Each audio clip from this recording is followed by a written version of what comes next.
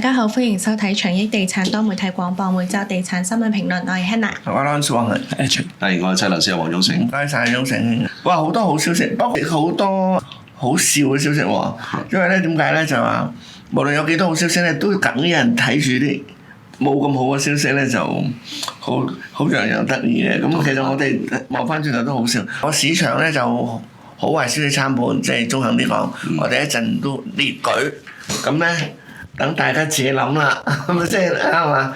總之咧就夠位俾自己去調動一個更加好嘅安排，又或者係好多嘢都睇到值得係堅持咧。我哋睇到大勢啦嘛。咁點咧？咁我諗逐樣嚟啦，好唔好都講啦，係嘛？因為有啲係負資產啊，咁都要講喎。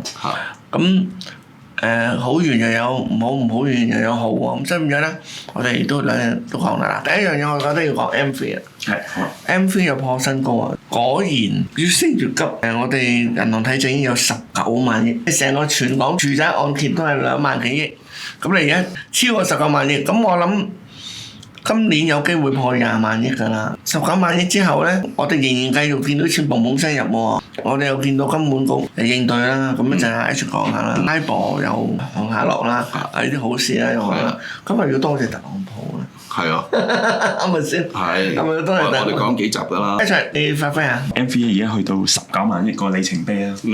咁都係一個大突破嘅。當然係空前。係。咁我哋睇翻個細分嘅板塊啦。如果講翻半年前或者係3個月前咧，就係18點幾萬億，就係左手流向右手，右手流向左手。意思即係話咧，嗰啲錢咧進出定期嘅，即係之前8定期又放翻出咁樣一個回合兩回合嘅。佢哋而家最新呢期咧就唔係咁樣嘅，就係咧定期啊、儲蓄存款啦同埋活期咧一齊增加嘅。點樣一齊增加法啊？我哋睇翻啦，就係嗰個定期存款咧係按月咧接到去31號啊，咁佢定期存款係按月增加0.7%，或者係733億元嘅，咁就去到10.5萬億度啊，定期存款。咁但係活期咧都增加0.57%啦，儲蓄存款都增加1%。咁樣解讀喎，即係其實咧儲蓄存款咧，即係唔係定期啦嚇。佢嘅增加無論如何都係對購買力有幫助啦。即係都係一個短期可用嘅購買力。即係話市場上流動嘅錢咧，或者投資或者係消費嘅錢咧，係增加嘅。但係咧後邊倉咧做定期嘅錢咧又增加喎。全面增加。全面增加，美元又增加，人民幣又增加，港元又增加。總之咁呢個好事啦。有啲人話你成日話 M3 好重要，咁樓價又唔升，咁真係重要啊嘛！咁但係問題就係話有錢梗係好過冇錢啦，同埋最更加好嘅就係，但我哋要個心腸好啲。有錢個市其實就唔係泡沫爆破啦，啲錢唔係按揭高而上升啊嘛。嗱，佢上落原因我哋唔好理住，有錢就人民好啦，收定期都收得爽啦。嗱，每個300幾億，即係一年係3006億喎。呢3006億淨係息啊！袋落袋啊！而且因為正數高過通脹，定期高過通脹。咁呢個咧就係會見到咧，全面各個板塊都增加。我哋睇翻圖表咧，就佢個上升趨勢咧唔單止呢一個月嘅，可以追溯到去舊年嘅，即係會睇翻3個板塊按年咧都係增加。咁整體就係增加8.5%嘅按年增加。好得人驚喎！而家係一個城市喎，唔係一個小商戶嘅戶口喎。一個城市一年增加8.5% 喎。香港 M3 咧已經多好多國家㗎啦，講真，好犀利嘅數字係。咁我哋睇翻香港嗰個同美元之間嗰個情況啦，就曾經7.85啦掛咗一段時間喺2022年到2023年，因為嗰段時間咧就係美國加息加到最高嘅時候，咁港元係偏弱嘅。就7.85咧，係維持咗大概有1年咁樣嘅時間啦。但係2023跟住之後到2024、2025咧，佢減咗3次息落嚟之後咧，佢一路港元係增強嘅。咁去到最近咧，4月頭啊，就突然之間嚟咗關稅啦。就令到港元咧更加變強咗嘅。咁去到呢幾日咧，進一步掂到去7.75。7.75咧，如果喺7.75同7.85之間咧，金管局係唔會出嚟同你兌換或者同你交易嘅。等你市場同市場自己去搶錢。你會買賣港元啊，或者買賣其他貨幣。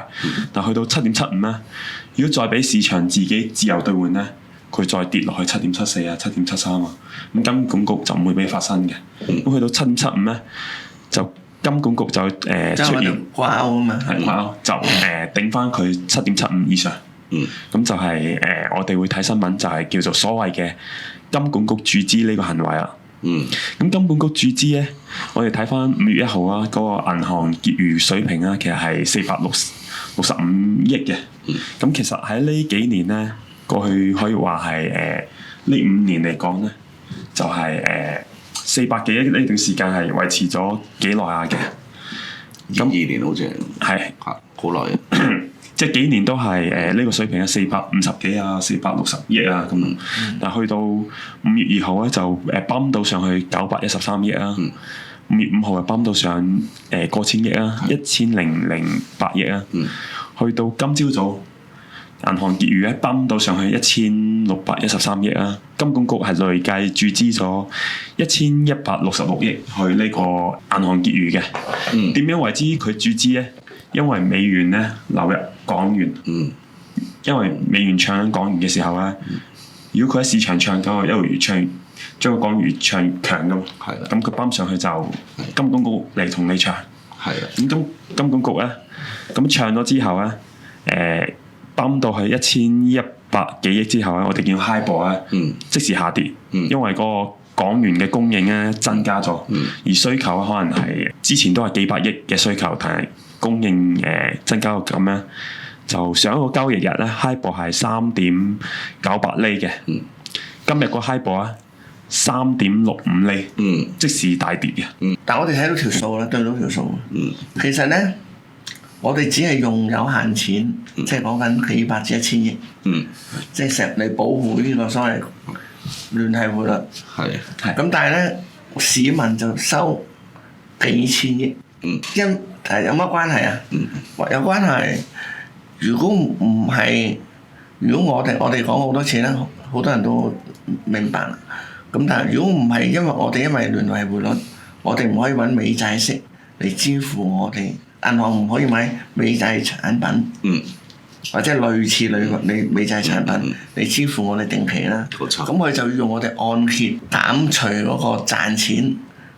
按揭息就減除咗賺錢，嗰個再減除支出，咁我哋先等於我哋定期。冇錯。啱嘛？啱。多謝你，真係專家咗。咁我諗我哋應該2年唔夠，係咪先？即係2年唔夠，嚟幾到啦？即係如果冇聯繫匯率，喂大佬點啊？即係我覺得有啲人就唔明，即係如果 set up 得好咧。動又爽，靜都爽，係咪先？即係唔係？即係有時啲嘢，但係當然啦，有啲特別情況咧，我哋要悲哀嘅，譬如話疫情要悲哀。咁但係如果我哋俾人搞，我哋要憤怒啊！係嘛？即係如果外國人想搞，我哋要憤怒啦，無論內部或者金融啊。咁但係問題唔係啲人講得嗰件事。全負面咯，唔係全負面咯。咁即係話喺正之中咧，其實頭先阿 H 講咗個分析啦。但係當然啦，買樓咧就有乜好處咧？就當然有好處，尤其是而家買樓啦，低息及大田啦嚇。咁佢嘅好處就係定期冇咯，即係話定期就算收息幾高都好，佢大家知道最着數都係3個月或者半年啦，超過呢個係冇定期保護唔到你嘅。但係咧買層樓就好似你嫁咗個好老公咁咧就保一世啦，或者起碼20年啦，係嘛？咁即係呢個係一個即係分別咯。咁你話喂會唔會跌喎？咁市場係有跌有升有跌，但係問題就係我哋只要自問唔係因為泡沫而係因為好多事情發生，疫情，中英嗰個唔係中美個鬥爭。咁如果今次樓價跌有部分，當然我哋部分俾人搞啦，呢部分咧我哋係化解咗量化貨幣嘅，即係中國化解咗量化貨幣出現個高通脹嘅。我哋如果喺咁嘅情形之下咧，樓價有段時間唞一唞，等大家可以冇高通脹喎，唔使俾人剝削喎，仲可以收到高息喎，兩樣對沖唔係一個差嘅事嘅。咁變咗呢個即係我哋。即係睇到咩就講啦，啱嘛？頭先講嘅數據咧，仲有3個啟示嘅。第一個啟示就係嗰個息口啊，供樓息口未來個預期係有一個下跌或者下調嗰個。但係因為有 cap 到嘛，而家仲未到，仲未到。佢慢慢推到喐到去嘅，即係佢要經過幾回合。咁而家啟動咗呢個金管局泵咗水入去呢個銀行結餘咧，佢慢慢一陣陣推到去嗰個，都會減嘅你。係睇下佢推到去邊個階段。咁但係咧，佢係有一個下調壓力啦。第一個啟示，第二個啟示咧就係嗰個投資氣氛嗰度咧，因為多咗咁多錢入嚟咧，佢係可以去令到嗰個投資氣氛係會有一個逆轉嘅。第三咧就係咧，我哋都睇到幾個新聞報道啊，就譬如話阿里巴巴嗰個同耀才證券之間嗰個關係啊，亦都有另一個報道咧，就係螞蟻重新嚟香港啦。咁多錢嚟香港咧，其實可能係為咗下一步嗰個投資部署。我明白，因為其實香港係因禍得福嘅，但係我哋唔好幸災樂禍，即係要小心講嘢，因為咧其實。香港發揮到作用咧，係喺動亂中嘅穩定，一國兩制之下。點解一國兩制重要咧？就係話我哋喺動亂中可以兼容到最多嘅嘢，而嚟保護到即係一個做多貢獻俾國家。即係話我哋面對嗰啲咩咧？我哋好多中概股咧，而家咧我哋首先唔好話驚人哋搞唔搞我哋咧，係外國上市嘅中概股，人哋已經明示恐嚇啦，即係點解個恐嚇就不如我哋收翻晒你，即係而家係咁講。咁呢樣嘢就其實即係香港就發揮到作用。雖然美國都想搞香港，但係香港無論如何咧，就連美國商人都認為係一個天堂，即係美國商人都認為係做真。當然啦，佢哋賺到順差啊嘛。因為我哋真係原來免稅港係咁正喎，係啊。咁我哋好堅持就係我哋即係即係國家還拖，咁我哋仍然保持自由港。咁即係其實咧係俾咗一條生路，一啲做美國商人，美國商人都好慘啊，選咗咁嘅總統。係啊，你嚟係啊，即係變咗呢個亦係一個有一個情況。咁螞蟻就係有第二個意義嘅。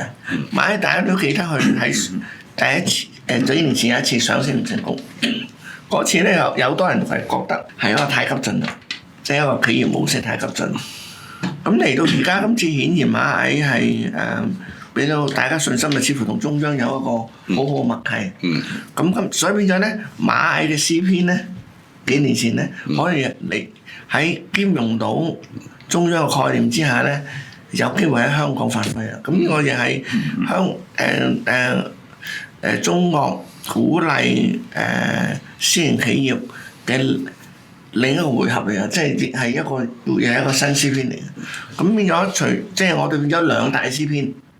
咁當然啦，好多人都覺得美國好矛，而令到全世界都有資金。我想講咧，而家嚟嘅錢咧，我同銀行傾咧，唔係單一中國或者或者美國，或者歐洲，其實全世界錢都有嚟，個份數唔少啊。即係其他國家都份數唔少，因為咧，你覺唔覺得買美國啊？擺美國黃金咧就仲未摸到，擺美國嘅戶口咧就隨時俾佢喐，俾佢凍結。咁呢個係真係好傻喎！我諗最慘就係荷里活啊，荷里活喂都幾慘啊！你明擺明係食外邊水㗎啦，你自己荷里活自己，因為可能有關稅，有人回應佢，咁佢就話我而家加100%關稅，咁從此荷里活就彈出呢個國際影藝界嘅王者啦！哇！而家虛位以待，睇下邊個搶啦！咁當然即係所以香港俾心機啊，中國人香港有機會啊！即係個王者有機會，即係個創意。如果配合咗內地個資金同埋嗰個人力物力，咁其實劇本啦，係啊。咁我哋都有啲導演咯，我哋哪吒已經好好食啫。係啊，但係真係好奇怪嘅，即係我哋預計嘅嘢，即係就係講緊咩文體類啊、藝術啊、即係航空啊、無人機啊、科技啊，全部都走晒出嚟。你老晒啦，大佬，邊樣你未？你唔係手一指，喂，佢呢條友真係張都嚟啊！佢無人機，我同佢重逢咗成萬飛機嘅，玩飛機啊！手一指玩飛機嘅，大佬。我總之唔放。你幫911熱咗身啦，嗱，你做咗個航空業，你有貢獻㗎啦。係。即係民航嗰個市場旺得好，咁我哋911嗰個係咪919？919係。嗰個勁啊！真係。919就變咗可以即係出場啦。即係國產嘅民航機可以出場，都配合得好快喎。係，因為國家要打好多即係科技落去。我講翻轉頭嘅，我同東張嗰啲女神都有咁講，我話你哋盡量做，俾心機做。點解咧？因為呢個娛樂界一定紅到發紫嘅，即係你睇下《中年好聲音》即係第3集，而家唱得越來越好啊，咁咯。所以我覺得而家嗰個娛樂圈咧係尋日即係突然琴日話俾我聽，佢話荷里活哇要政府保佢喎，我真係聽落去。原來個底線係呢一度，咁原來其實即係嗰個美國經濟其實都好大頗大，都即係傾一即係都要依靠嗰個即係娛樂嗰個同埋。唔係因為咧，原來咧，佢美國最賺錢咧係服務業。服務業咧就冇人計較佢嘅，咁因為佢今次咧做關稅咧，咁我哋就國家就都打得啱嘅，就係話喺嗰個即係美國電影裏邊咧，就本來1年20幾部嘅，我哋冇收關稅應該，就要去10部啫。咁我哋喂做西班牙好多電影啦，咁好多電影都好強㗎，即係韓國啊、印度啊都唔差，咪可以俾多啲電影參與咯。咁就咁可能特朗普，我覺得佢又係打啱位啫。你又我可能佢中計嘅啫。即係你回應你又死啦，你加100%出去，咁你啲荷里活唔使賣啦，你啲片嗱唔使賣，市場一細咗，你擺落去資金就自然細。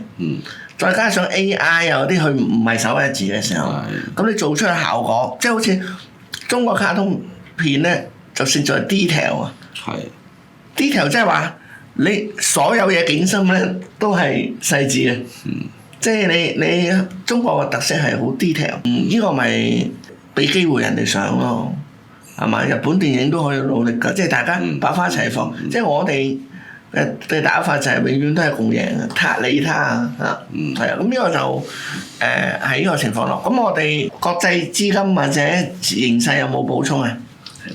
覺得H 咁股市嗰度咧，我哋睇翻個趨勢啦。咁就之前宣布關稅咧，係曾經落到去嗰個低過2萬水平嘅，即係去到但係喺呢個4月7號咁上下有19000啊。其實去到而家最新咧，今日嚟講咧都係連續咁多日嚟講咧，都係一個上升趨勢。係跌咧，只係跌嗰個大跌，係喺嗰個宣布關稅嘅嗰個禮拜。咁19000去到而家嚟講咧，22000啊，今日再升啲啦，就升100幾點嘅時候咧，佢其實係呢個講緊係來回咧，係有一個都有成2-3千點嘅，有成2-3千點呢個回復翻嘅。咁22000咧對比翻之前咧，其實譬如話年頭嘅時間咧，都係有個大升嘅，或者係再之前。咁即係話而家22000咧係穩定咗落嚟。穩定咗落嚟，我今次睇電視咧，我覺得即係今次睇電視，我覺得真係好嘢喎！即係中央 set 到22000幾，啲人又唔覺得佢會，又唔敢買，佢一定繼續大升，但係又唔敢買喎，因為咧佢又好穩陣，大家都覺得好穩陣。咁最後咧就，但係問題我哋每日都幾千成交，咁其實我哋聚積嘅越嚟越多咯，因為安全啊。其實而家係唔係需要你大聲？即係我哋東方玩法同西方玩法唔同。我哋唔係需要你大聲，需要你安全。好多人需要晃動。咁越多人喺二萬二入咧，維持得耐咧，其實越鞏固咯，我覺得。係啊，咁呢個就我寧願佢唔升啦，因為你好少嘢啊，即係你啲人咧就成日啲心腸唔好咧，啲人咧成日喺度諗你由最高點幾多跌落嚟，你仲唔死咁？但係問題就係可唔可以調翻轉諗咧？你由15000-16000升翻上嚟，其實真係機會仍然無限嘅喎。嗱，當然每個人入嘅位唔同，但係每個人每個位都可有權入。呢個亦係一個好壞參半得嚟，其實呢個都絕對係一個一面倒嘅好消息啊！嗱，講錢，銀行我多咗好多，息口都收咗好多，2000億計啊！我哋話本來應該利起嘅，而家收3厘起，咁即係話咧3600億定期嘅收息嚟講咧，每年咧約數啊，咁起碼有2000億咧以上，2000億以上咧。係收多咗嘅，即係你唔係聯繫匯率咧，你係收唔到。頭先解釋過。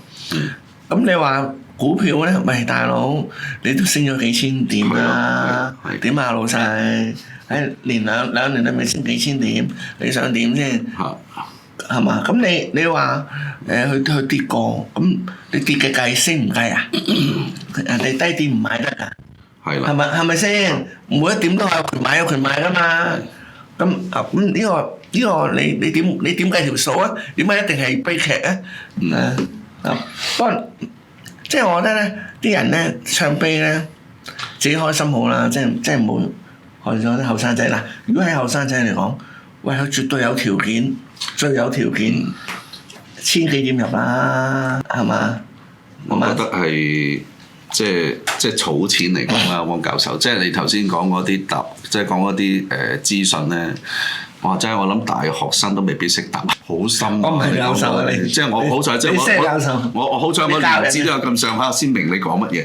嗱，我想補充翻嘅第一樣嘢就係，我諗睇4樣嘢。我想點解問下阿 Edward 就係，喂，其實而家 HIBOR 跌咗嘅時候，係咪真係要諗下要買樓咧？我諗俾多少少全面啲嘅資訊俾大家去諗下啦。第一樣嘅就係個股市，即係都14000點追咁啊，追到去24000，而家跌翻落嚟都係即係而家22000啦嚇。即係其實大家嗰個口袋入邊其實都，如果真係有貨喺度，其實都你擺喺度都仲係有賺啦。第二樣嘢就係我哋都了解到就係而家樓市咧，即係嗱政府個指標就講緊，真係跌咗30%到啦。但係我覺得最重要就係如果冇咗，我哋都成日講幾次就係，若果真係而家有呢個聯繫匯率咧，其實我哋樓價就應該就可以即係好平穩。第二樣嘢，如果冇咗個聯繫匯率咧，個樓市我覺得我係睇唔到係跌咗30%咁少。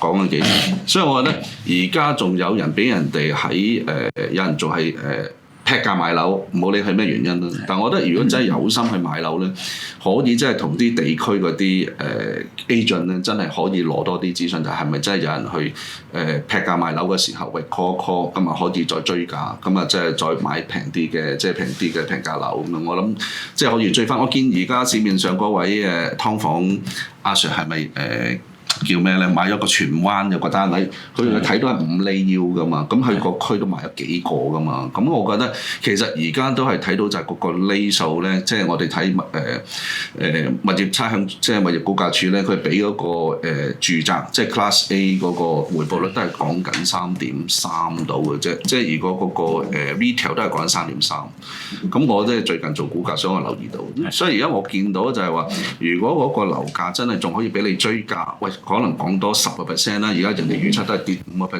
啫，咁我覺得自己有賺，即係喺嗰個樓價上，喺個即係隱性嘅，即係慳咗錢嗰度，其實都已經係一個即係賺幅啦嚇，即係咁咯。咁啊，第二樣嘢就係睇就頭先我哋嘅 HIBOR，即係如果你有 HIBOR 再跌嘅，咁你嗰個如果而家去入市係唔係就等於嗰個即係按揭，即係房地產嗰個按揭，咁會降低啲，係啦，平咗呢個成本。咁我覺得呢個真係要諗咯，因為嗱我哋睇兩樣啫，一個係成本，一個就係即係賺幅嘅啫。咁第4樣嘢就講翻就係話嗰個利息，即係而家聯繫匯率其實即係俾我哋即係一個好好嘅防火牆啦。咁就令到我哋而家即係可以食到嗰個固定嘅利息，即係去到3厘幾。咁好彩撞運俾你撞到係4厘就更好彩，因為而家通脹都係講緊1.8啫嘛。咁我覺得即係賺幅有成即係1厘幾2厘到咁。其實未試過啊！所以我想講就係呢個時刻咧，好奇怪，不尋常地好嗰啲。無限量化情之下，你可以冇通脹。冇見過啊！呢個係中國，呢個係第二個，即係第二個層面啊！我哋唔講太多，費事你唔明啦。係好難得咯呢個情況。但係我見到就話呢4個方面咧嘅因素咧，係真係會令到大家其實係好無形地，其實都已經你話唔使多錢都好，其實你慳咗都係即係個財富多咗。我覺得喺呢個時候。有我尋日同一個就係發展商嘅朋友去傾㗎。如果俾你真係睇到嗰個建築費，你自己俾錢起都起唔到，仲要喂而家仲要平賣嘅，你係咪賺兩頭先？咁我覺得其實真係要諗喎。頭先阿 Sir 講咧就話，阿 Sir 講咧就係因為你有前瞻性啊，你做嘅10年前我話都係本書做嘅嘢，全部都係而家發生緊嘅，而家係。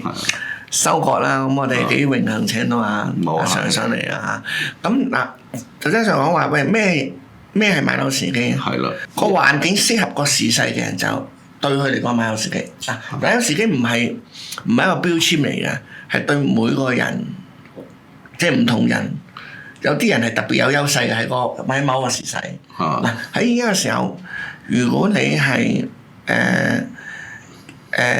你係適合嘅，而你又承受到個風險嘅，咁咪買樓咯。買樓唔係一定贏緊㗎，即係話你搏得過同冇得輸，為之咩啊嘛？嗱，好啊。當然啦，如果後生仔未買第一層樓嘅，佢而家買樓係特別着數啦。特別着數，數10年最着數啦。你話買完之後會唔會之後仲平？我哋唔好講住，唔需要同啲人拗，而係話你係數10年嚟最大買，而係有個時候。因為你買咗，你即刻賺咧，供一期。係啦，即刻賺嘅喎。係啊，咁住啲費用即係租啦。住嘅費用，你係高過你嘅息口啊嘛。我做供樓嘅費。咁變咗呢個你如果你冒險咪搏得過咯。呢個就係話抵唔抵用嘅問題啦。你話長遠投資人哋最多質疑到你短線投資嘅啫。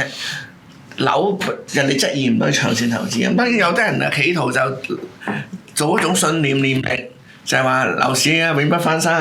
咁我啲人玩邪㗎，唔好理佢啦。咁最中肯嘅就有升有跌啦。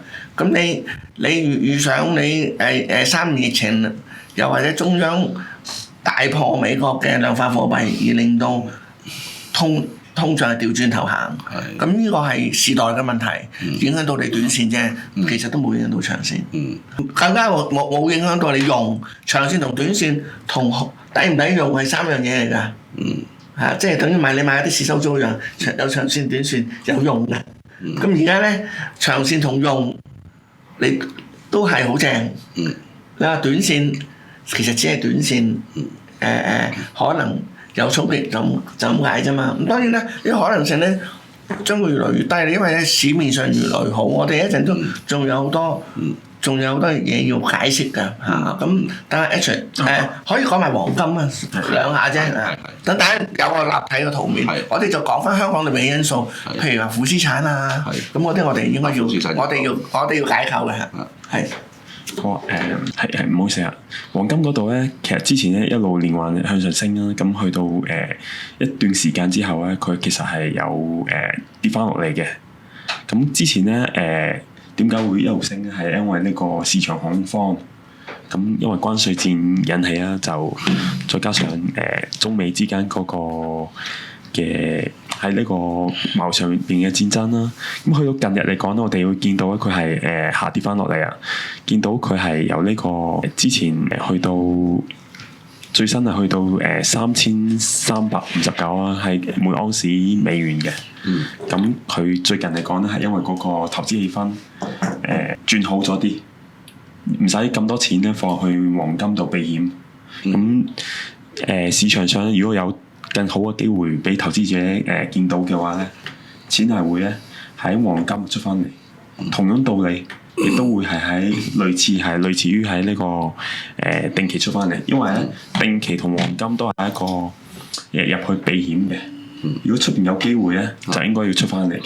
所以黃金嗰度咧，見到佢係呢兩個禮拜係鬆翻啲落嚟嘅，但係佢仲對比翻，譬如話1個月前啦，或者3個月前咧，佢仍然係都相對高位嘅。即係話佢仍然有 potential 向下嘅，就要睇接住落嚟嗰個投資氣氛啦。如果繼續投資氣氛繼續轉好，咁出邊嘅機會係會係多過黃金嘅。但如果特朗普繼續做啲嘢，令到啲嘢亂咧，咁啊繼續令黃金可能又有啲避險嘅功能啦。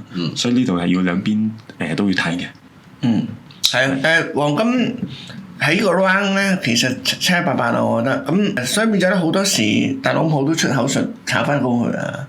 咁有陣時又撳翻低佢啊。咁我諗直至到下一個回合，如果再緊張，譬如話有軍事摩擦啊，咁先再有變化啦。咁呢個就我哋唔係黃金專家，即係呢個講開搭嘴啊，係啊。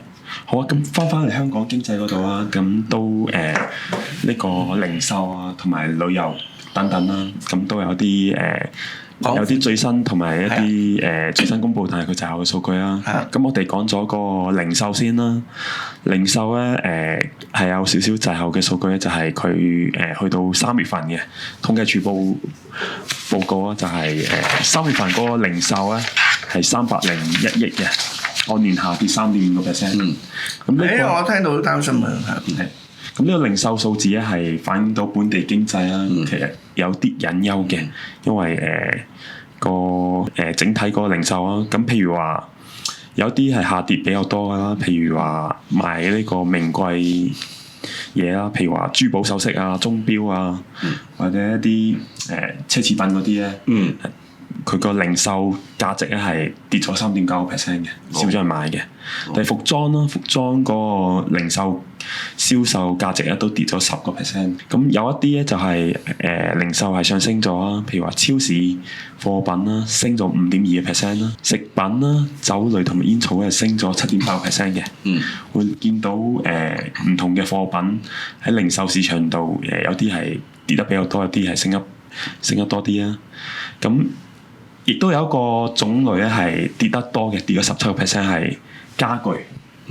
咁家具即係家私啊嗰啲咧係都同樓市有一啲間接關係啦，令到佢跌17%。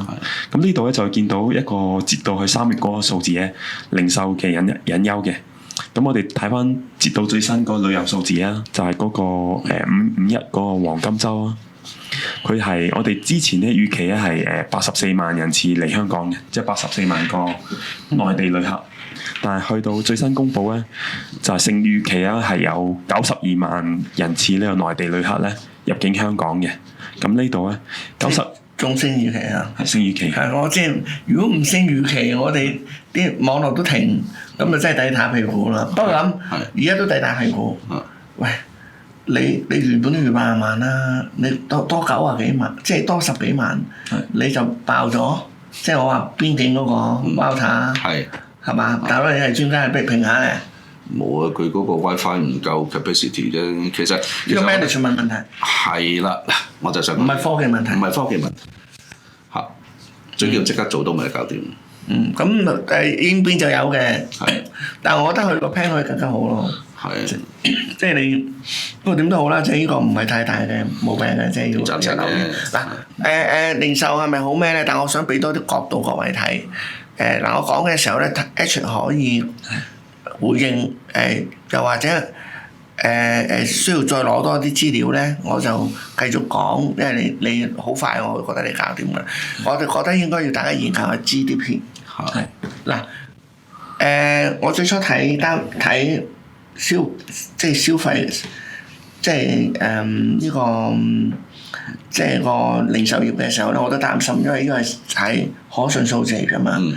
但係問題咧，我想你頭先我聽你講咧，我就覺得呢個零售計法咧係落伍啊！我希望政府聽到我嘅 complain，唔好意思啊，即係冇對唔住啊，即係點解咧？你既然計零售，計零售目的係咩咧？你計呢班消費群，尤其有內地為主消費群嚟香港係咪？但係呢班人明明買得最多，而個數字相當鼓舞嘅就係樓，你明唔明意思啊？點解你唔列出嚟？嗱，啲唔係，即係我覺得個 point 就係話，而事實上內地人，即係我想講咧，大灣區嘅融合係互相開關，或者即係變相通關。咁呢個通關即係當然我哋仲有關口喺度啦。咁咧，但係已經係可以掂行掂過啦，因為已經人面識別啊、呢度啊，咁啊令到大家都多咗客群。嗱，其實咁咧，於是我哋邊個弱嗰塊咧就邊個死先，咁強嗰塊咧邊個發達先，就係咁簡單啫嘛。你飲食弱呢個飲食水平上大陸都死啦，即係唔好話價錢啦。用乜大陸價錢都死啦，擺喺上邊，同唔同意先啱啊？你走開大陸南北，你明啊？咁變咗就係話，咁你咪飲食咪首當其衝啦。當然有啲往死唔關事啊，但係即係話有啲係因為嗰個模式無妄之災，即係我哋要對呢啲朋友要嚴肅啊。但係亦有好多係真係質素唔夠啊。咁呢個第一，第二，你記錄呢班人嘅 record 即係消費。你居然冇記錄佢哋買多咗幾多樓？其實好多，即係我文匯報引用咗我哋一個新聞稿 H 幫我做統計嘅M3 新聞稿，咁其中咧亦有講到嗰個內地人買樓其實已經佔咗成，即係如果二手市場咧已經係泛內地人咧已經2至4成啦。如果一手市場咧4至6成啦。咁呢個增加點解唔反映唔到？係咪先？咁變咗好似而家零售又死，樓市又死咁，即係呢個我覺得呢個係唔應該出現咯。好啊，我哋先撇開統計。第二咧就係話，我哋好似零售業下降，但係其實我哋唔係喎，我哋 GDP 上升喎，3.1喎，喺咁嘅情勢，3.1喎，由2.9去到3.1喎。咁通常幾多先？即係可以咁樣比較嘅，咁人哋先知道係好定唔好嘛。預期係2%嘅，而家係3.1，仲要高咗1.1%。嗱，咁變咗咧，呢個係好值得鼓舞。嗱，H 可以幫我哋拆解，因為我見到你嘅 report 咧寫得好好啊，俾我 report 就係話其實睇佢 GDP 個轉型咧。個數字變化咧就睇到佢轉型啦，記唔記到我想要乜？咁先講。好。咁 GDP 咧有啲細分數字啊，咁佢細分咗，其實有啲係下降咗嘅，譬如話私人消費啊，咁今年1月至3個私人消費係按年下跌咗1.2%嘅，而政府開支嗰度咧亦都係低過預期啊，或者低過上一個咧2.1變咗1.2啊。咁有2個板塊下跌之下，我哋嗰個大嘅 GDP 都係錄得上升啦。咁咧就會見到嗰個係出口按年咧增加8.7%。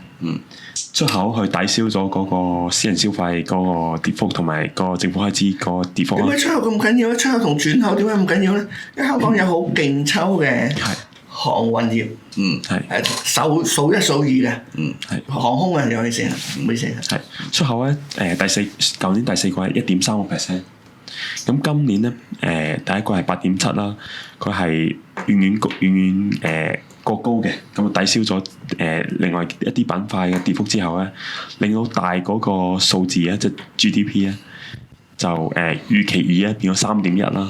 咁呢度咧都某程度上都可能多謝一下特朗普咯，因為佢嗰個係佢宣佈嘅時候，咁大家趕住入貨噶嘛，咁就香港都係其中一個趕住出貨嘅地方。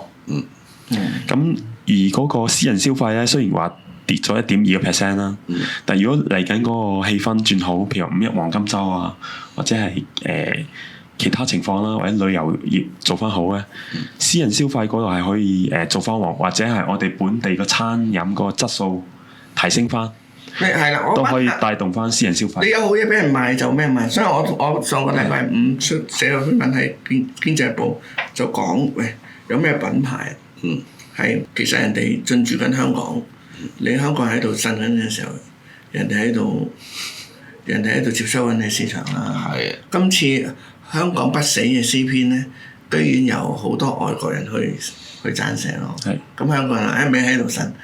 係，譬如話黃生講嘅文體類啊，或者娛樂啊，呢啲都會計入咗去呢一啲部分嘅。如果呢啲部分咧係改善嘅話，呢扎嘅金額咧都會改善嘅。咁紅磡有改善嘅，即係紅磡一定係一個算唔算文體類啊，大佬？算係啊，嗰個你睇下你睇到個成個市場，即係大家除咗欣賞之外咧，你睇到個市場嗰個威力同偉大，即係好多人都唔覺。謝霆鋒個係音樂上嘅成長，華語第一人。係啊，咁但係問題，佢喺香港開第一個開睇到個威力。睇下威力就係話你有啲垃圾唔好嘅就話，買唔晒啊！你睇下咪知啊。同埋其實我哋內地親戚啊，其實好失望啊。搶唔到位啊！因為原來內地冚家出嚟㗎，因為咁佢結果就係話，原來你係個球場係俾到一個咁大嘅 area 嚟你去 enjoy。原來虛擬唔係大晒嘅。係啊。係啦。唔係虛擬。係啊。咁啊，唔係虛擬，唔係大晒，所以咧啲公仔又出翻晒嚟就咁解咯。係啊。咁即係我想講轉型啊，喺地產度轉型，我哋可以舉啲例子。有冇打斷你啊？冇。OK。咁咧就好似最近咪流行啲劏房嘅。咁咧同老友傾，佢哋話劏房死晒啦。咁但係原來我諗起傾佢話冇理由喎，呢啲勢應該有新勢力嘅喎。咁佢個老友就係喎，最近嗰啲劏房咧單邊嗰啲唐樓咧特別好賣啊。我梗係啦，嗰啲喺新嘅所謂政策。嗰個叫做簡樸房啊，簡樸房嗰個合乎簡樸房啊嘛，嗰啲買咗之後發達啦，因為嗰啲首先租先啊嘛，即係我覺得就係江山代有人才出，即係話咩規例如果個規例係可以令到有新陳代謝冇問題嘅個規例，如果個規例係連新陳代謝都冇咧，就有問題啦。即係等於啲人話，啲業主買樓好慘啊！嗱，我哋要對呢件事嚴肅。但係問題，我想講，而家呢個市道，業主買咗係可以買到好多好嘅投資。最驚係後者冇啫。係冇貨。係啦，即係話咧，如果業主你唔好話業主買咗一定係壯士斷臂，我又唔覺得個市場喺住宅度製造咗壯士斷臂喎嗱。工商 call 窿係另一個問題，個好深嘅問題。我喺信報有文章，但係唔喺度講。但係問題就係話，我又唔覺得咯。其實好多人咧賣咗去歎世界，哇！或者係去買其他投資，股票、黃金，咪轉碼或者分配下唔同嘅份數咯。咁又好平常，又好健康㗎，係咪先？嗱，即係講翻香港同美國之間啊，講兩句啊。香港同美國之間本來係一個 perfect 嘅關係啊。喂，我哋可以有增長，喺疫情之後我哋嗰個增長唔錯啦，去到出口8%增長。咁但原來咁樣喎，我贏住你都贏喎，因為咧你美國又享受到個順差喎。喂，咁唔係共贏咩？你做乜搞佢啫？美國人咧係好有啲好唔明，做乜搞香港啫？你人哋自由港冇關稅噶嘛？即係我仔有個同學咧，黑人嘅，佢本身而家喺做畢業咗業之後咧，就喺啲即係做科技。咁佢話我而家想離開美國啦，即係個故事好得意啊！咁啊，你點解啊？特朗普即係啲嘢搞到亂晒咯。嗱，即係呢樣嘢我唔係特別搶佢啊，但係咧佢嗱咁樣講嘅有第四，佢話我唔知道中國咁好，就話啫，人哋原來中國原來咁好，即係所謂 speed 嗰個真係好犀利啊！咁原來我哋原來好愚昧，我哋俾人揾緊笨，咁就好厭惡呢個政府嗱，即係呢個唔係通翻人做宣傳啊！即係我覺得原來大家都有唔同，可以有唔同睇法㗎嗱。即係如果你話特別對即係我見到有啲人仲幫美國打，即係就係搞中國嚟搖旗吶喊，即係我覺得好荒謬咯。尋日你個老友阿巴菲特講嘅嘢咯，我老友係咪先？佢都講到出口啦，講到出口喎。發夢都唔得喎。咁我覺得即係。而家最頂級嗰個即係最威水嘅人士都講咗啲嘢，我諗即係美國應該又開始有啲回轉。第二樣嘢就係即係 Elon Musk 已經好似退場啦，準備。咁我覺得越嚟越孤獨係嘛？係啦，咁我覺得即係借班，即係而家淨係皇帝啲新衣，剩翻班柴仔咯。係啦，我諗天時地利人和，咁人和又好似就第一個即係元素好似就開始退色啦。咁我諗其實即係地利嗰啲，其實就睇佢自己國家。其實中國唔提一個重點，美國更加唔知，就係話我哋唔係，其實我哋咁多出口咧，即係我哋嘅出口業咧，其實係救咗美國。點解咁講咧？因為我哋反通脹效應。我哋提供咗美國嘅反通脹效應。如果唔係冇中國做生產，小在唔存在，根本美國就會貴好多。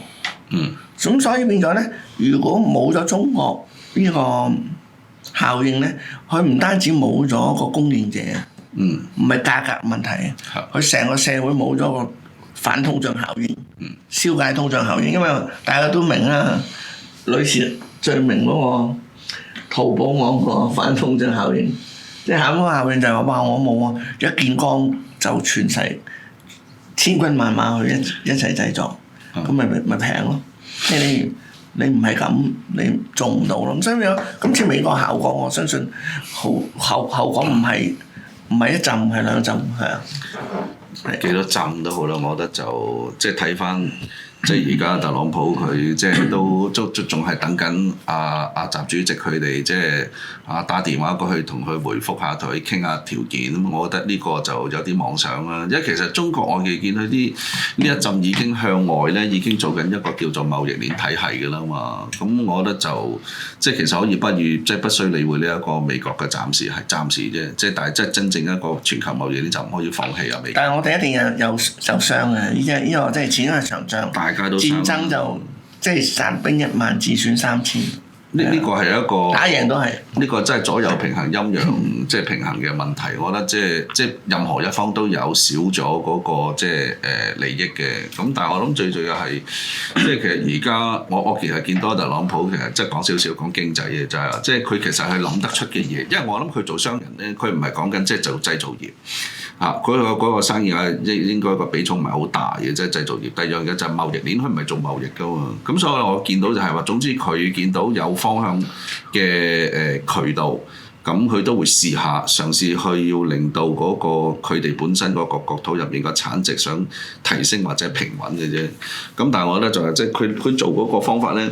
即係你要人，即係要咁多人哋供應，佢要去支持，我又覺得都幾困難。咁實在亦都係呢個時期係，即係呢20年咧，即係我見到即係鑑定咗20年，即係中國係的確係，即係喺個物質上、實體嘅物質上啊，即係 commodity 商品上其實係好穩定啦。咁你見啦，即係小米又彈翻上嚟，我覺得即係其實點解會中國咁強咧？就係其實個體係好緊要。同埋中國就多咗一樣出口嘅，就係似乎係軍工。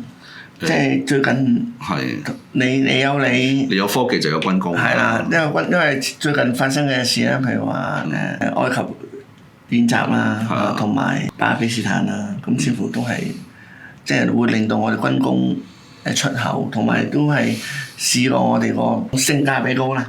真係唔好意思，即係我而家先發覺，即係前兩日先發覺，原來係美國人哋着緊啲底衫底褲係我哋做。即係有笑話就假嘅呢個，就話我哋唔要美國嘅嘢，點知佢話第二朝老婆冇底衫着。所以咧，我諗即係呢段週期咧，我覺得就唔會維持得太長嘅，即係個擺數。3-4禮拜就市場可能已經空倉。要減息㗎啦嘛，係咪先？咁你減息嘅時候，嗰個成個週期又唔係，其實好傻啊！你知唔知啊？除咗中國之外咧，俄羅斯都係一個即係物資大國嚟㗎。係咯，係。咁你啊嘛，佢先到抵制俄羅斯。跟住啲雞蛋都貴。係啦。跟住而家話喂，我睇真係咪中國咁搞乜嘢？係啊，我幫佢諗佢應該盤盤盤嘅，即係股市嗰度賺錢。佢自己係咯，咁你啲指紋係點咧？冇啊，佢個體制可以不斷選啲傻佬出嚟嘅，咁咪冇辦法係嘛？好啦，我哋唔好笑啦，講翻我哋香港。樓市嗰個小陽春個數據啦，係。我哋首先搞清楚兩度個時段先，即係嗰個關稅戰之前咧，我哋係出現咗小陽春嘅，咁我哋交代一次，咁我哋之後就由關稅戰之後，我哋再推演啦，即係兩個唔同段落嚟啦，所以我就請去咗上個禮拜一手樓咁樣，即係賣咗400幾個，有咩啟示咧？不斷咁好似又回暖翻。係。咁我哋睇翻首先我哋屯門區嘅數字啦，因為我哋計屯門區咧，咁就會比較貼近市場嘅，因為我哋係計嗰個臨約啦，或者係佢即時成交嘅。咁咧就2月份咧係小陽春嗰個開始啦，咁延續咗3月份嘅。2月份嗰個咧成交就係增加48%，對比翻1月個相對低位啊。咁3月份咧就對比2月咧係增加31% 啦。咁3月咧可以話係一個小陽春個爆發成交增加嘅。咁如果去翻嗰個田土廳嗰個數字咧，全港嗰個註冊成交啊，因為佢滯後嘅關係咧，就對比翻我哋嗰個數字咧，褪後咗1個月，去咗變咗3月4月。但係如果貼近市場嘅數據咧，其實嗰個小陽春喺2月3月。咁呢度一個時段咧，就會係喺2月3月嗰陣時咧，嗰個成交係一路增加上去嘅。好啦，咁我哋知道 OK 啦。咁咧就因為我哋睇翻行家嘅指數咧，如果你睇新界西，尤其新界西咧，其實咧都同我哋相約嘅，即係當然佢較滯後啦，較遲啦，咁都係嗰個時段。咁但係呢個小陽春的而且確，我承認咧有好多區冇出現嘅，即係出現個量增加，就冇話價都增加嘅。咁新界西就有價增加，有量嘅增加。咁即係話咧，就係政府當時係減400蚊以下嘅釐印費到100蚊咧。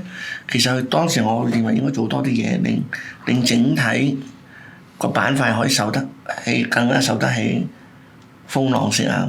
咁變咗，我覺得係做少咗嘅，即係對其他板塊上車同埋新界西係有做得好嘅。咁但係呢個即係我哋無謂太多板塊講啦，我哋即係不斷提醒算啦。咁仲未講啊，一齊好就係呢個負資產。係負資產，我哋講翻個負資產個數字先啦。因為人哋一定擔心我哋要解釋下俾人聽啊。好，負資產個數字咧，咁根據翻金管局公佈嘅 report 啦，咁就截到去2025年第一季啦，宗數咧係40,741宗嘅。咁對比翻再上一季咧，就係2024年12月底啊，就38,389宗咧，按季係增加6%。咁呢度咧會見到咧係佢係負資產宗數係回升翻啦。咁但係咧拖欠比率嗰度咧係健康嘅。我哋睇翻個唔止健康啊，直情係罕有地低啊！即係直情係可以做一個國際上追求嘅標準啦，因為嗰個拖欠比率咧係0.13%嘅，即係整體係咪好值得驕傲啊？係咪先？係，但係負資產個案嘅拖欠比率咧亦都係0.17%嘅。換言之咧，無論佢係咪負資產都好啊，整體個按揭拖欠咧，咁都係勁低啦，99.幾個 percent 嘅業主。咁即係話之前嗰個樓市辣椒係有佢功效啦，當然佢有佢副作用啦。其實唔係已經係即係兌現咗佢個功能，就係話你就算出現負資產都冇事。嗱，仲有，所以負資產咧唔係等於個人負債，係即係千祈唔好講到人哋負債咁先啦，大佬。其實唔存在負債，係代表佢買入價。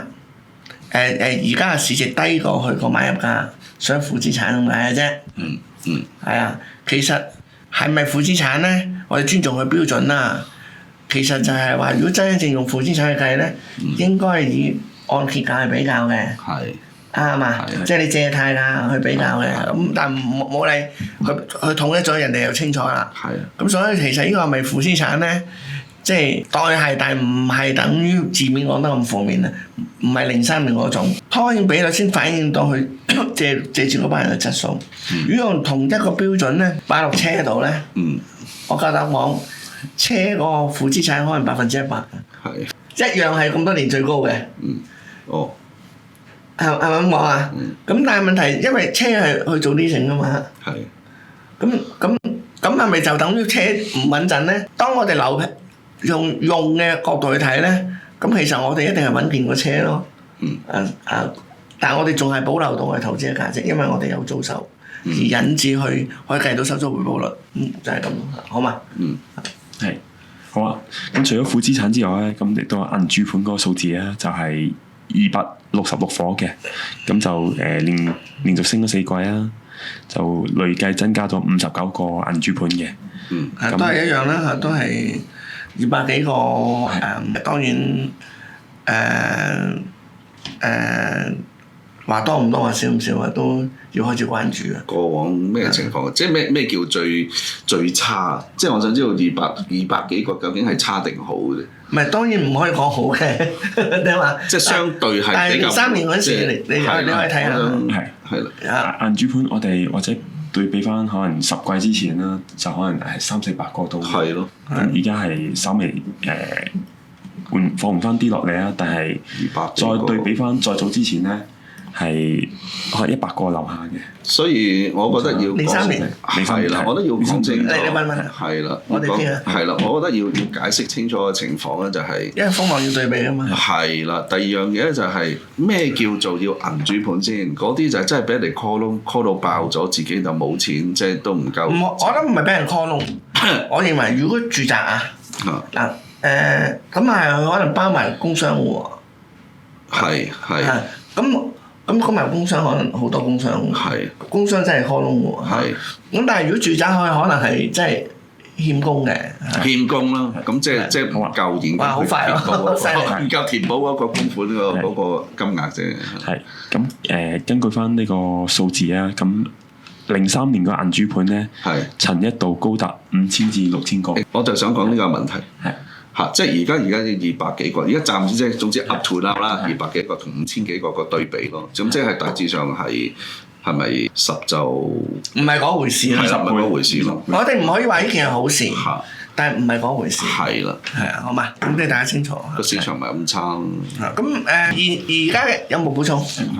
而家嘅在禮拜6日嘅市場咧就或者黃金週市場咧，二手都唔錯嘅，唔錯嘅，有增加嘅。但係我想講4月係有少少減少嘅，即係有上有落，就有因為啱啱出關稅戰嗰時咧，就係斷咗小陽春1個禮拜嘅。咁之後我哋就唔當小陽春啦，但係回升翻個成交量，少升少跌咁之下，咁就譬如好似我睇翻我哋成交咪知咯。我哋3月嗰個人均開單應該係5.3嘅，我哋4月係4嘅，我哋同時人均開單4嘅，咁變咗就當然我哋都係無懼關稅啦，即係要我哋打法，咁你就發覺係4月係冇3月咁一二手啊，相對咁多嘅，咁但係而家都唔係一個差情穩定啦。啱過去禮拜6日，大家都睇到10大屋苑啦，咁啊或者好啊，Hannah 又講下啦，咁我再補充埋其他係嘛？你好啊，咁我喺我咧公佈咧我哋嗰個市場週末嗰個成交數據之前咧，我都呼籲下咁多位先。咁如果大家咧想留言俾我哋，可以點咧？就係透過我哋 Facebook、YouTube Channel 或者咧我哋 WhatsApp 留言俾我哋。我哋 WhatsApp 電話係62039319。咁跟住落嚟咧就講一講咧過去週末嘅市場成交數據啦。二手方面10大屋苑咧，如果2日嚟講咧就錄得14宗嘅成交，咁連埋假期嗰日咧就錄得10 16宗嘅成交。咁跟住咧15大方面咧就係2日咧就錄得16宗啦。咁3日嚟講咧就錄得20宗嘅成交嘅。咩 sense 呢啲嚇？去到新盤方面啦，咁5·1黃金週期間咧，大批內地客就出動啦，嚟到香港睇新盤，咁帶旺咗咧新盤嘅銷情啦。咁一共5日嚟講咧，就一共係錄得咧就約莫係453伙嘅成交嘅。嗱，呢個一手就旺到飛起，係咯，即係年青兩個大盤。一個回都啦，回都恭喜阿關 Sir 啦，關 Sir 係啊，關 Sir 好嘢，恭喜！係呢個好人嚟，係咯，好人嚟。咁啊，終於俾你搞掂啦！喂，呢個真係勞苦功啊，佢係啊，即係佢真係幫到老細啊，講真。咁咧就另外就係即係西沙啦，西沙亦係啦，拱地都出幾多啦，係2期售罄啦，係。咁呢個亦係一個即係，喂，咁你唔可以話市道差，即係咁講幾好啊！即係你如果譬如係近郊嘅都好，遠郊都好，即係總之你西沙都係遠程嘅，即係地區咧都賣得晒咧。即係其實 sales marketing 個技巧真係好重要。即係西沙係細去桃園，但係未起好之前就係天涯海角啊嘛。係咯。講笑又冇。但係執好晒，其實我又覺得執好晒咧，即係而家你有即係。唔係，我哋喺度照講過啦。嚇！新鴻基嘢呢個價錢真係平到黐線，買個名都值咯，係咯。好啦，唔方便講咁多。好，我要發例啊。係啦。好啊，咁跟住嚟咧都會同各位講埋我哋長益指數嘅表現嘅。截至5月1日最新一期長益屯門樓市尺價領先指數，以回歸分析法計算錄得390.93點，對比上期下跌咗1.84%。居屋方面以回歸分析法計算錄得350.4點，對比上期微升咗0.65%。租賃指數方面以回歸分析法計算錄得267.02點，對比上期微跌咗0.15%。啲人咧就話，有啲人會覺得咧呢條友阿汪你係咪太樂觀啊？乜都學樂觀嘅。係啊。咁但係我覺得其實啲悲觀啲人咧先有問題啦。我嗱點解咧？我哋諗下，舉個例你就大家明啦。係。喂，諗起疫情嗰時幾慘，又唔去得外國，出街又要戴口罩。你話而家悲過嗰陣時，係咪先？而家又隨時可以去蘭桂坊飲翻杯我紅帽啊！咁啊，隨時可以去飲奶茶，隨時可以去食餐好，隨時可以去旅行，隨時可以去日本，隨時可以去任何天涯海角玩。喂！仲想點啊？又保護到自己健康，係嘛？咁你話啲投資你又唔趕住賣，又有租收，又銀行又有息口，咁我唔死咁咪 OK 啦，係咪先？咁我覺得好開心喎！即係而家都，我唔會覺得而家唔差，開心程度會差過即係18、19咯。18、19好谷氣㗎，其實你有段時間19年。即係翻深圳先夠膽講政治啦，大佬。係啊，即係呢個，喂，每個時候都有每個時候開心唔開心嘅啫，係咪？我覺得冇，而家係相對開心嘅時候啊。有冇留意到上個禮拜5月1號啊？即係我哋嘅老友阿田少啊信我咧。我喺黃家漢撞到佢啊！嗰日佢哋放無人機。我哋 VTC 個房地產服務業組主席。主席啊嘛。佢啱因為我啱退休啊。係咩？即係 VTC，即係公職退休6年就退休啊！咁佢就即係係咯，送咗啲。哇！你呢度屯門市廣場旺，佢嗰個黃金海岸嗰晚又係旺到七彩啊！咁佢哋做得好好嘅。做得好。咁啊，梗係做得好啦，好創意。逼爆啊！嗰日係。信和兩樣嘢做得好。黃金海岸呢啲咁嘅西啦，同埋會所做得好好啊！係啊。乾乾淨淨有企理，就 very good。有煙花放啊？有無人機放啊！嗰日逼爆啊！有成我諗幾萬係企晒喺度啊！幾萬人啊，唔係講笑啊！即係我去到都已經塞到行唔到入去，幫我遲咗到。我即係其實而家好可愛。其實我有個朋友咧，啱啱咧喺內地咧一個小村落度咧，跌咗人跌咗嘢。執得翻，仲送埋，仲去成個派出所空群而出。就幫佢揾到啦。係根據 CCTV 幫佢揾到個失物，跟住咧就即係快遞翻俾佢咯。係。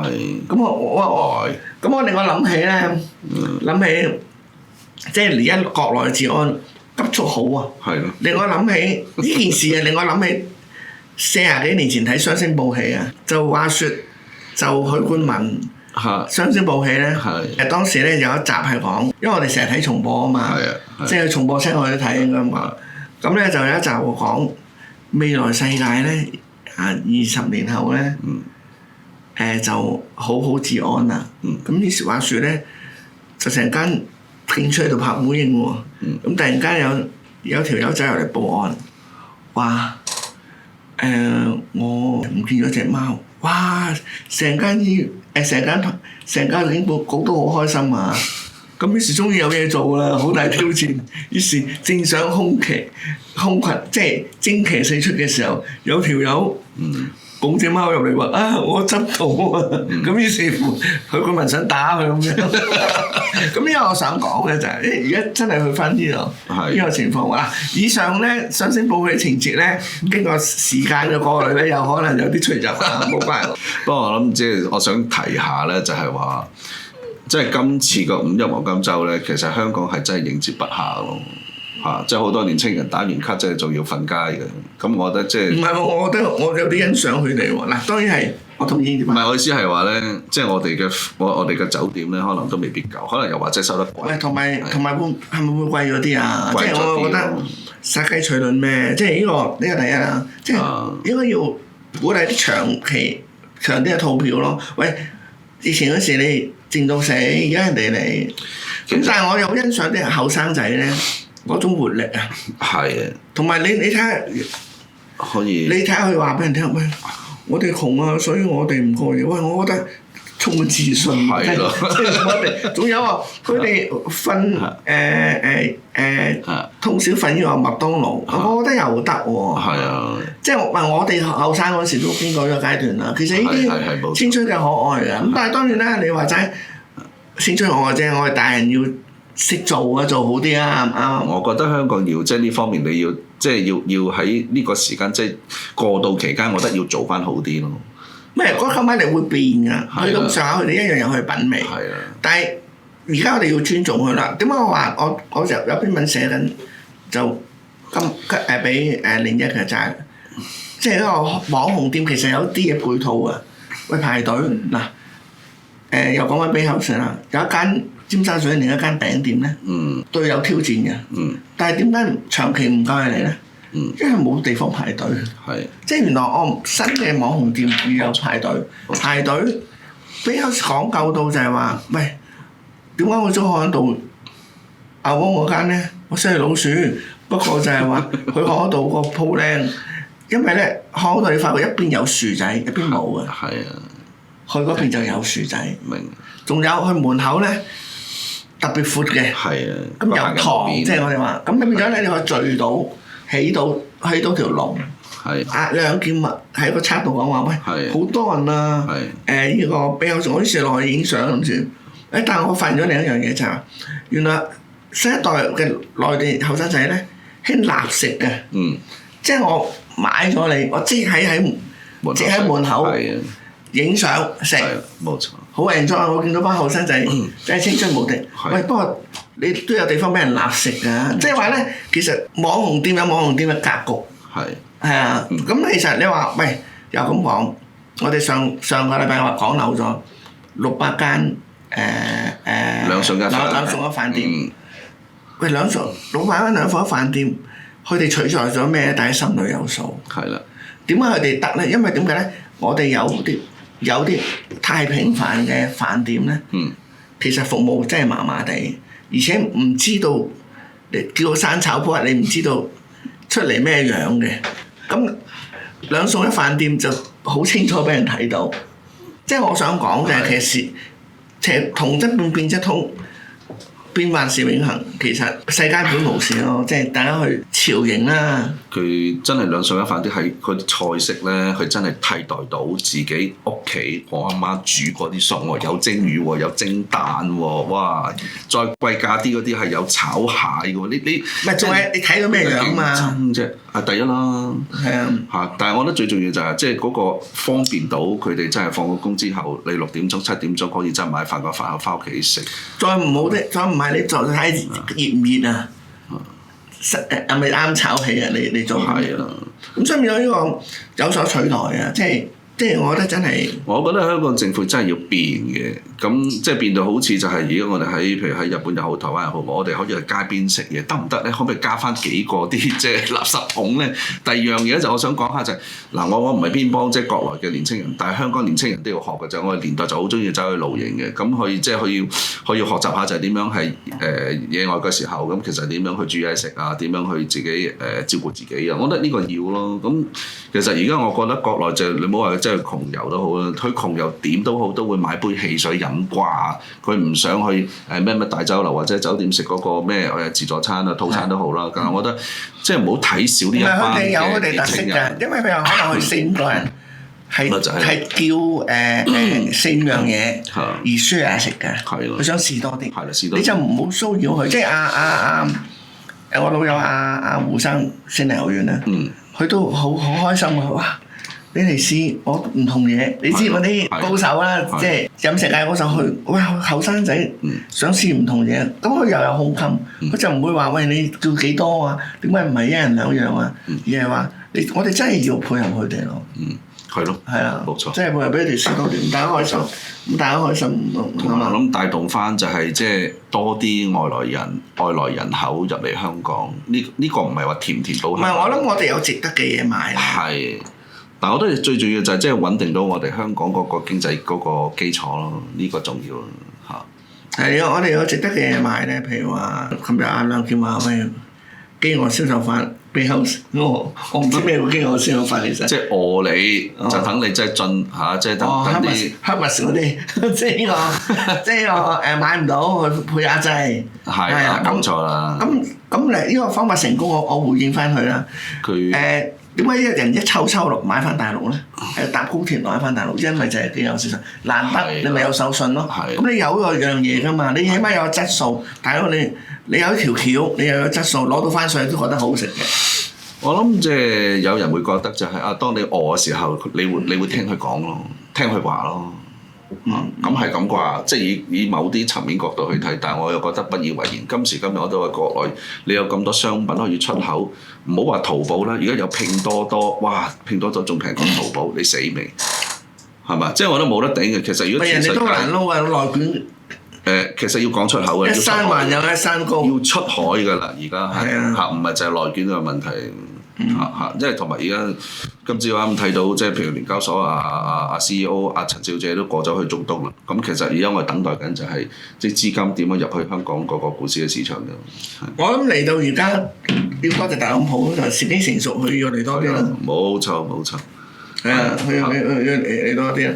我哋香港就相對穩陣啦，即係好啦。咁啊呢個樓市即係話簡單講咧，就嗱二手睇到10大好遠啦，雖然。唔係成日咁有代表性，但係就亦有一個參考嚟，我自己認為。咁如果唔係我哋都唔用啦。咁我哋都係平穩偏多嘅。咁再加埋一手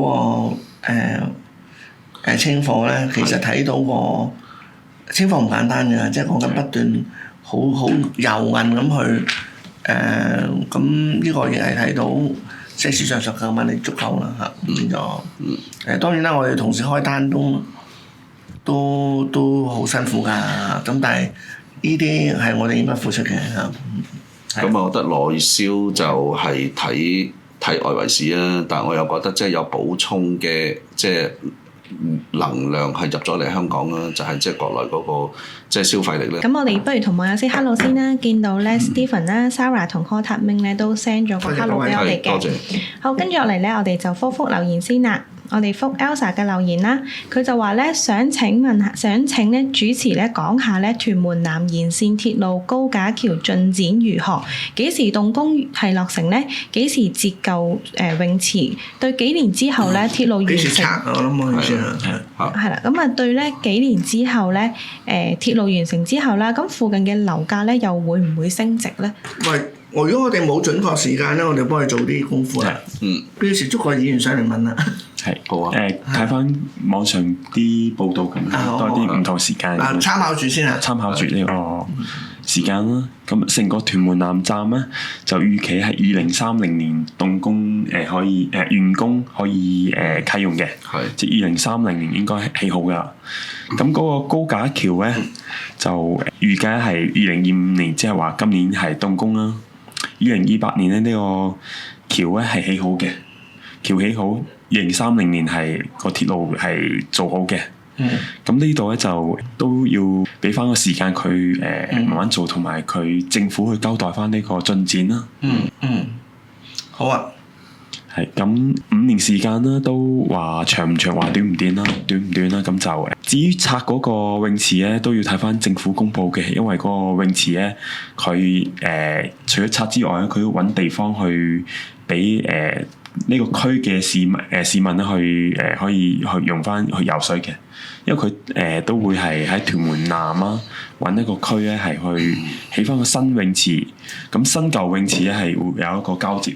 等唔會話呢個屯門南嘅人冇一個公共地方游水嘅，所以都要睇翻政府嗰個公佈啊。係。好啊，有啲立法會議員都好關心鐵路嘅，咁都有同我哋聯絡，我哋都係即係佢哋有嘢都會即係諮詢我哋意見嘅。咁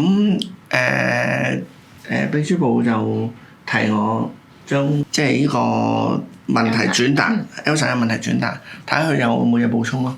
如果有多人想聽，又有嘢問嘅，咁我哋可以請議員上嚟嘅。咁如果唔係，我哋就睇下有咩補充，我哋就喺下期答啦。我哋可以喺下期答咯。咁就好係嘛？有咩用得着，我哋可以幫你哋去諮詢嘅，好嘛？好。即係我哋都成日俾人諮詢，有來有往啫。好。OK。好，跟住嚟咧，我哋覆 PP 嘅留言啦。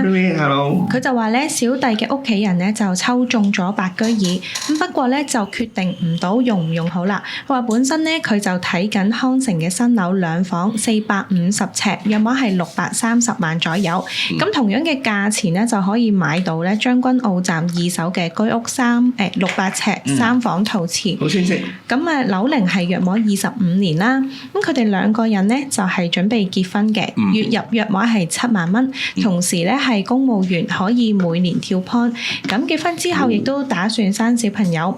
喺牌面上睇咧，應該係買居屋一步到位。咁但係因為樓齡已經係25年啦，呢個係一個考慮點之一啦。咁另外一方面咧，就係如果買兩房，將來咧換樓就會係計劃嘅一部分。咁想請問咧，如果喺保值嘅角度去睇啦，康城嘅新盤兩房係咪比較適合咧？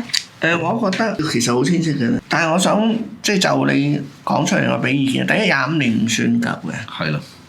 香港，因為我哋而家有好多諮詢都係甚至乎牽涉咧好多舊樓啊、市區重建啊。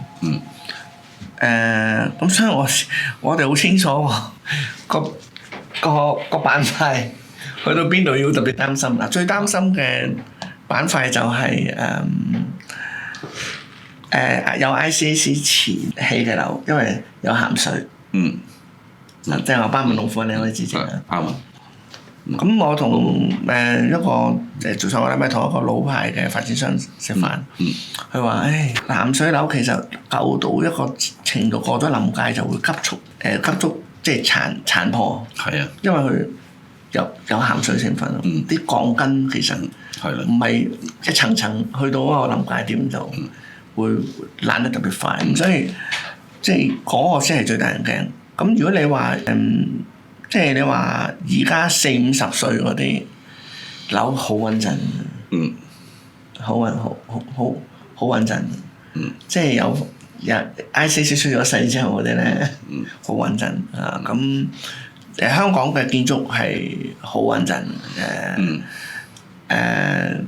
有過多嘅避震，即係防震個預算，即係人哋話即係要求特別高，石屎啊各方面，咁即係喺你面前班門弄斧啫，你改下拳啦。咁你經驗所投咁我就覺得廿幾年唔係一個好擔心嘅數字咯，即係廿幾年樓齡都幾靚嘅，即係講緊係2000年到入伙，咁好水準嘅嗰陣時嚇。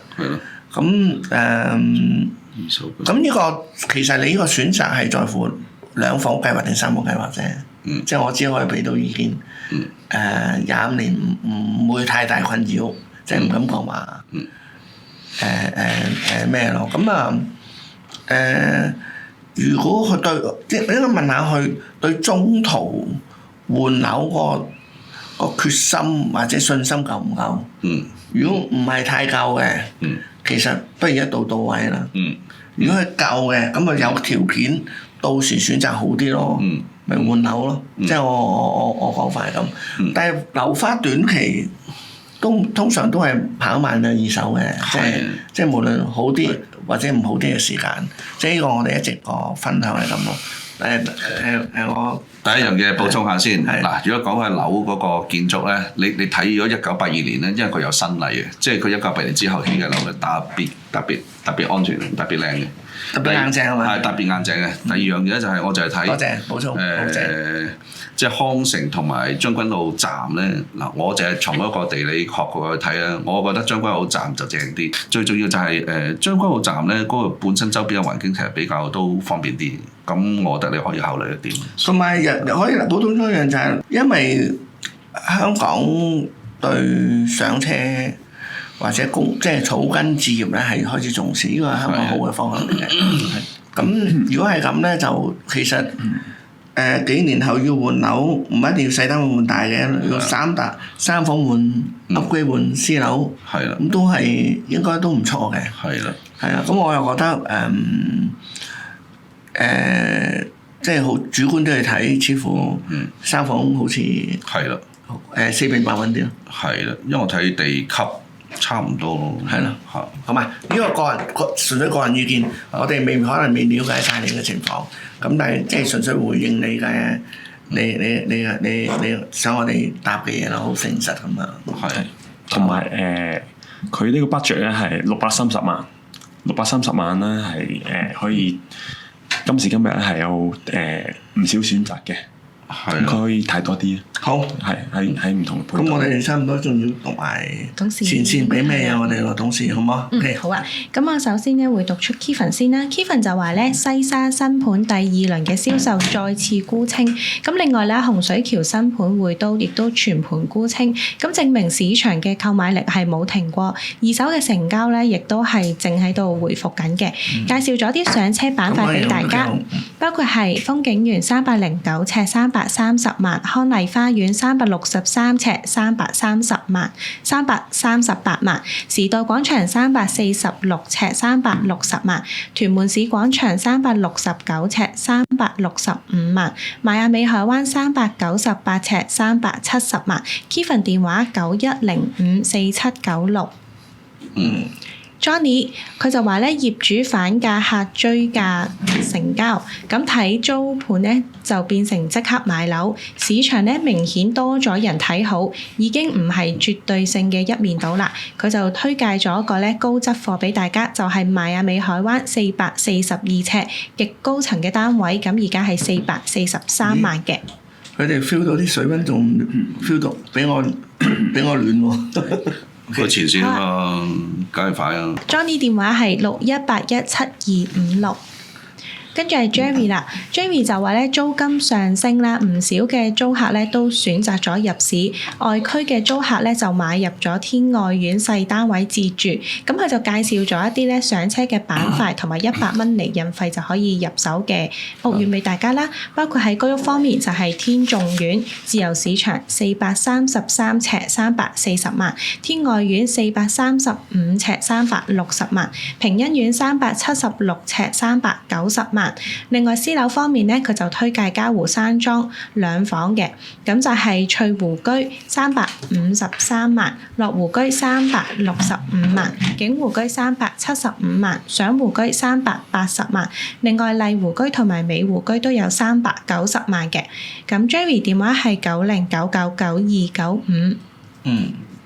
跟住係 Michelle 啦 ，Michelle 就話咧，市場一手嘅新盤匯都就沽清，海和山日日都有成交，咁市場咧好壞消息就參半，一手回流二手嘅優質盤，租金咧就持續價量齊升，咁有減價就有成交，介紹咗啲筍盤俾大家，包括係咧裕豐花園啦，一個特色連平台嘅單位380萬，兆康苑就404尺，自由價328萬。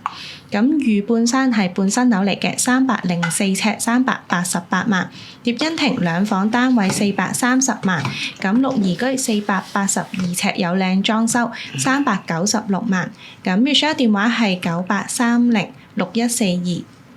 跟住係謝董就話咧，10大屋苑成交增加，部分業主咧就趁機會減價出貨，咁但係大部分咧亦都係有重整物業嘅目的嘅，有啲咧就係趁機換樓，有啲咧就係轉換嗰個居住嘅區域啦。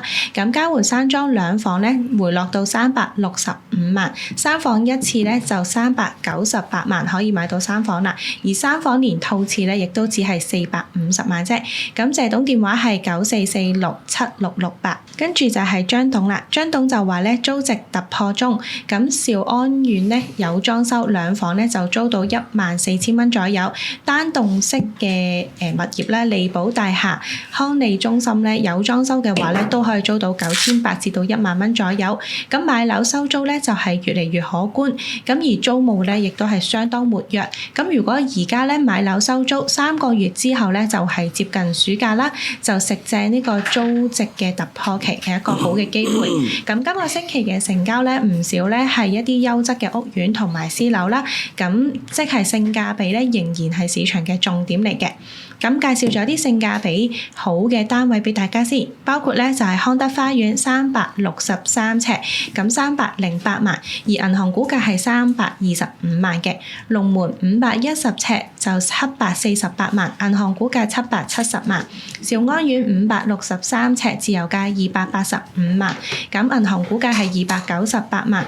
幸福花園624尺510萬，銀行嘅估價係530萬左右。張董電話係98788181。最後就係盤董啦，盤董佢就話咧，年輕嘅買家咧就逐漸醒覺啦，租緊樓嘅客人咧要面對租金上升，咁所以咧就多咗由租變做買啦。咁而家咧亦都多咗好多咧係父母嘅客人啦，幫仔女去置業、自住或者投資收租用啦。咁過去幾日嘅長假期咧就多咗啲父母啦，就聯同咧仔女一齊嚟睇樓，揀一啲單位。咁亦都有咧係父母咧就為女女結婚啦，以368萬咧就買入咗屯門幸福花園兩房嘅單位。咁盤董電話係62268860。好，我呢邊差唔多啦。我想補充兩點。第一點咧就係租突然間好旺咧，其中一個原因咧，唔單止係學生同埋優才，而且亦開始包括一啲請外勞嘅公司，可能係一啲飲食集團。咁即係呢個信號咧，大家要留意啊！即係當有啲工我哋，但唔係人哋搶咗我哋啦，好強調。當呢個工你唔做，去請喺外邊請人翻嚟做，咁呢個亦係會，即係香港人應該要自己諗下，會唔會放棄得太多咧？係啊，呢個第一。第二咧，我想講咧就係話。市場唔係冇冷場，但係咧新常態咧要留意咧，個冷場時間越嚟越短啊！好唔好啊，大佬？我哋做呢集，其實每集咧都有講佢高低嘅。唔係全部高，大家留心聽，我哋唔係有報喜不報憂嘅，兩樣都講嘅。借話我哋唱好，我都屈我哋，但係唔可以。但係問題咧，大家會發覺。嗰個冷場時間由1-2日去到頂多一個禮拜就完嘅。點解咧？因為冇錯啦，點解咧？因為嗰個客種類越來越多，內地客買越來越多，內地人買樓個越嚟越多，數字上面租轉買越嚟越多，買樓收租越嚟越多。呢個上車亦越嚟越多。咁冇錯，市場氣氛或者負面氣氛好多時咧係會令佢哋冷卻嘅。但係問題就係話，因為始終佢哋係多咗，佢哋翻嚟嘅時間咧亦唔會太耐，因為多種類。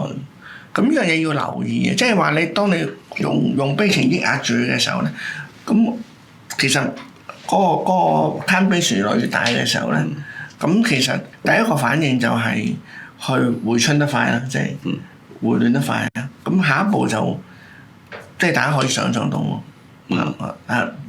大家點睇？我都係想講一句，就係香港底子厚咯，所以你講嗰個即係負面嗰個情況，其實好短暫嘅週期嚟嘅啫。但係我哋而家仲係步入緊就係而家回暖嗰個狀態啊嘛。係。咁我補充一句咧，如果話市場上一啲揸住話想斥資600幾萬入市嘅買家，譬如佢喺一啲區可能就係揀多一個單位，咁其實入嚟屯門咧，佢可以做到一個自住一個收租。好，呢個希望大家珍惜而家用家嘅快樂時光。係啊，聽下我哋嚇。你要選擇性地要真係要諗下睇係咪，即係如果真係要上車要睇係咪真係。唔好隨波逐流啦，即係信自己，又唔好信我哋。你自己計一條數，其實好清楚嘅，好嘛？大致係咁，好嘛？好多謝各位，好。好啊。另外咧，啱啱收到個互動嘅留言啦。好，答埋啦。阿 Max 就話2000年咧附近咧就建成嘅私人屋苑會所設計係實際啲嘅，咁相比起咧近10年嘅超豪會所管理費已經低咗好多。係啊，同埋點解會超豪咧？以前會所有得計落建築面積㗎嘛。係啦，有原因㗎超豪。係，你講嗰啲我唔好意思。我諗我哋不如留待下一集啊。答埋啦，兩個人答少少。我諗最重要就係即係因為喺即係樓價高位嘅時候，其實即係發展商都有諗嘅，即係點樣去吸引到你，即係買啲係高價嘅樓，即係因為嗰個樓價不斷升緊啊，嗰10幾年，所以其實不斷而家就係話，即係要將佢美化佢或者豪化佢啦嚇，咁變咗就即係可以留低嗰啲即係買家可以即係買樓，因為其實當呢10幾年其實嘅競爭都大嘅，即係成本又貴，咁啊如果樓價不斷咁升，所以其實要解釋到點解而家樓價係跌咗時候買即係發展商唔會買地，因為個樓價你升嘅時候要 cover 到嗰個即係建築費，咁你先至可以做埋個好會所俾你。係啦，做翻好需要一定要做翻好個會所，令到有多即係保持翻個買家嗰個亮度喺度。嗱，唔係正式答啊，因為臨時嚟啊。係啦。咁照我所知咧，即係會所計落建築嗰度咧係有唔同嘅。係啦，所以我就係想下一期。係啦，咁我哋下期先再 confirm 啦。咁但係有唔同咧，但係你會發覺會所照繼續有嗱，呢樣嘢好幸福㗎，因為咧我哋睇翻同城市級數同埋即係建築水準已經好高嘅，我哋好高嘅對手新加坡咧，其實咧你會發覺好豪華嘅樓咧，佢會所都好細嘅。係。咁香港係得天獨厚，因為就算收咗咧。我可能收咗咧，我哋仍然個市場已經習慣咗。This is normal。我想講一句就係，你記住，而家反而買樓就買啲有大型嘅豪華個住，即係會所啲樓咧，佢又跌咗價啲咧，唔該你快啲撲到去睇。係因為嗰個其實長遠係唔應該，因為咧唔係我哋，但係我哋呢個只係一個簡單嘅回應啫。係啦。咁真正嘅 point 咧，就係你應該要俾時間我哋根據分文獻回應嘅，好嘛？好啊，多謝各位，好啊，多謝，下次再見，多謝。好，今日直播時間差唔多，下次直播再見，拜拜。再見。